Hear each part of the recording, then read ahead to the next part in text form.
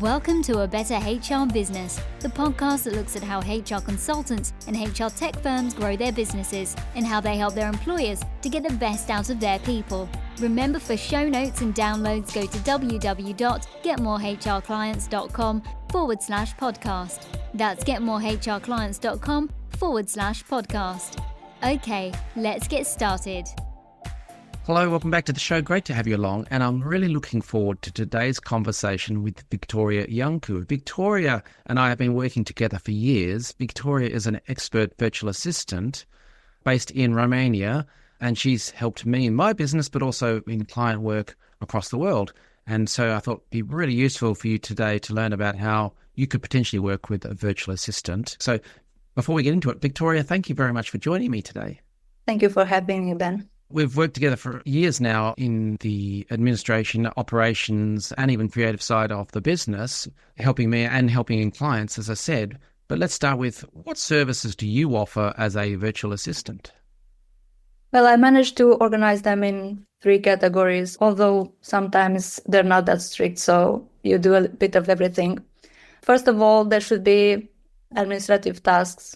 I don't know, organizing meetings, scheduling. Maybe you need some topic to be looked up. Maybe you need an accountant somewhere to be found. Maybe you need a question answered. Maybe you need some invoices to be paid and you don't have this.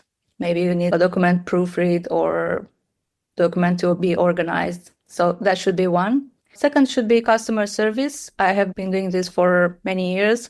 So onboarding clients, replying to emails, refunds, solving different issues, but also replying to emails that come to your inbox, even if they're not your clients already, but they're somewhere down the pipeline. Maybe you want them to be replied fast. For example, when I'm looking for a service provider, this is something that I'm also interested in. How fast he will reply my message, even if I'm not his client already. So maybe it's important to others too.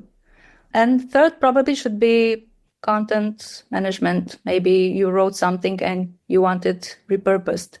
Maybe you need a newsletter. Maybe you need a landing page. Maybe you need a blog post and you need help with it. Maybe you want to look for a topic and search and find guests for your podcast or do something else.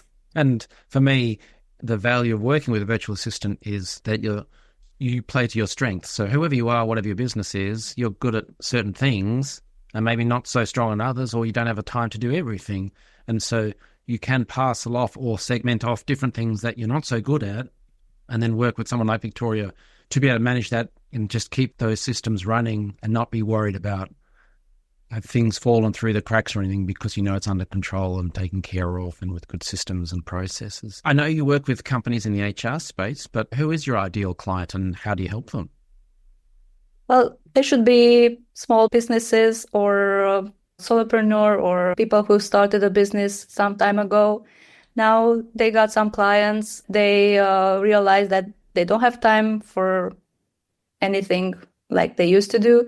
They are caught up in checking invoices, paying providers and things like this. This is also important, but it's not their main purpose in business. And this is where I come along and I help with this. So you should focus on your business while I'm taking care of administrative things. So what are some of the misconceptions people have about virtual assistants? Well, I think pandemics and also this atomization of business managed to solve some of them. I would say that people are no longer reluctant to this idea. Probably thinking that a VA is not as reliable as a in-house person, as a employee. Or maybe that you can delegate only small tasks or, I don't know, simple tasks to them. But you can find good people that can take care of your project, do project management or customer support and things like this. From my perspective, some people think about time zones. The person needs to be in the same city or same country as me and stuff like that. They are concerns that people have. From my perspective, the time zone thing, hardly any matter at all, unless you want them just to be doing sales calls or something like that, in which case, even then, to be honest, I've worked with many people who are in different time zones, and then they just adjust their work hours. And in the morning, the work is done, right? I love that. Honestly, I love that. It's one of my favorite things is when it's a different time zone and you open your email and there's a whole bunch of stuff is done. Country differences, city differences, I don't think are any issues at all. And also a VA that works with several businesses will bring to you all his knowledge. What I learned from you, I use for other clients. What I learned from them, I might use here. So it's something that you won't get in a one full-time job with one employer working only there, no matter how interested you are in expanding your expertise. So in working with you as well, you've suggested technologies and new software things, or just even Trello boards that we can use to get things running a bit more systematically so that we don't have as many calls. It's online based and then, everything just flows beautifully. So I think that they're good points. What's your advice to someone who started working with a virtual assistant for the first time? Well, first, don't wait until you're overwhelmed with work. Don't wait until your days start looking like admin from morning to evening and you don't have time for yourself or you don't see your family or something. Do it before, because this doesn't put that much pressure on yourself or your business, and it doesn't put pressure on the others also. Be prepared to delegate. A VA will help you start with some tasks that can be delegated and they don't require that much training, and someone can do them for you. Maybe not as good as you do them, but it would be in a good manner also. So be prepared to delegate. Also listen to a VA's advice when setting up a schedule on how to do that. And I know from my perspective in working with you as a virtual assistant, that there's such a range of ways that you can work together. So if someone listening to this thinking, well, how would I work with a virtual assistant? Well, as I mentioned earlier, it's what are your higher value tasks that you should be working on that, billable hours, working directly with clients or sales processes that help bring in more business.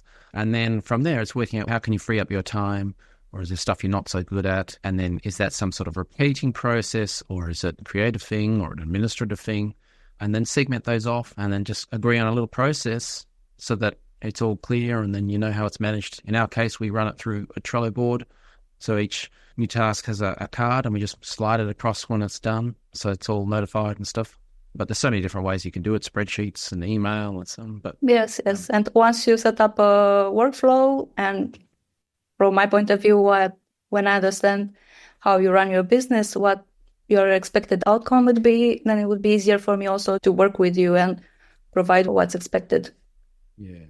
So it's a learning process, but it's getting easier. Yeah. I think that's for anyone, whether it's virtual assistant or in-house employee, whatever it may be, just agreeing on the outcome and the process, but then the first few sort of outputs, we refine it, work out what's the right output, and then that'll change as well over time, but it certainly helps to have that agreed on from the start, and then you can tweak as you go. Really good advice. Personally, I think people should explore the opportunity of working with you as a virtual assistant, but they should look at the concept in a broader sense of working with a virtual assistant.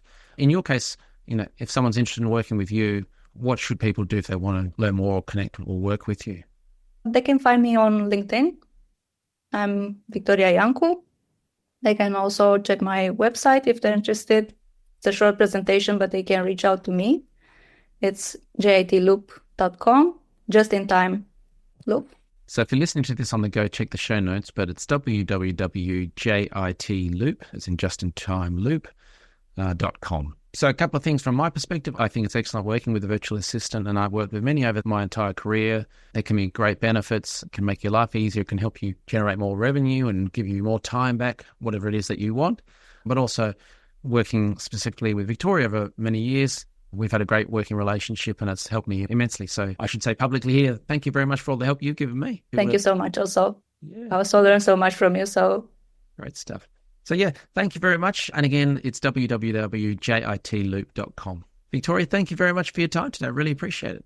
Thank you. Thanks for joining us today on A Better HR Business, the podcast that explores the world of HR consulting and HR tech businesses. For show notes and downloads, go to www.getmorehrclients.com/podcast. That's getmorehrclients.com/podcast.